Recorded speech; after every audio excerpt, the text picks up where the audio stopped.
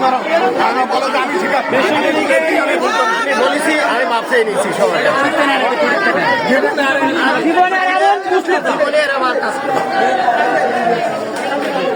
মাপ করে দেওয়া সবাই। কিসের জন্য মাপ চাচ্ছেন সেটা তো শুনলাম না। বলতে আমি বলেছি মানে আপনি রাসূল মনে করছেন সেটা বলছেন, তার জন্য ক্ষমা চাচ্ছেন। দাঁড়া কে ক্ষমা বলেন যে মুখে বলেন ভালো করে। আমরা বলছি ওই মাইক বের করুন না, মাইক বের করুন না। আপনি কিন্তু স্বীকার করছেন যে রাসূলকে অপমান করছেন। শুনতে পাইনি বাবু, মাইক বের করুন না। মসজিদের মধ্যে শুনে নাও, মাইক বের করুন। আমার কথা শোনো। আজকে ফার্স্ট, আজকে লাস্ট। কোনো বাধা যাবে না কিন্তু। ইসলাম এবং রাসূলের ইসলাম এবং রাসূলের সাথে কোনো ক্ষমা হবে না।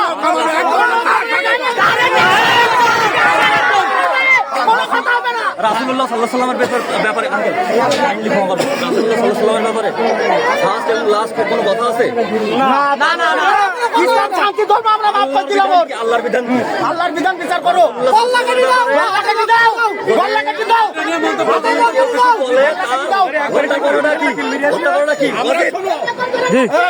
ওই দরকার নেই। আর অন্তত আইনের হাতে রাসূলের সামনে বেয়াদবি করলে, প্রতিবাদ না করলে সে ওইটাই মুনাফিক। ক্ষমা করে দিলাম, আজকে ক্ষমা করে দিলাম। লাস্ট এবং ফার্স্ট, লাস্ট এবং লাস্ট,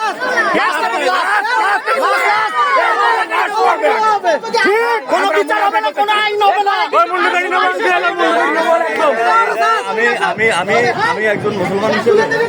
আমি একজন মুসলমান হিসেবে বলতে পারছি যে আমার আঙ্কেল ক্ষমা করে দিয়েছে, আলহামদুলিল্লাহ, ভালো কথা। আমি আমার মনে থেকে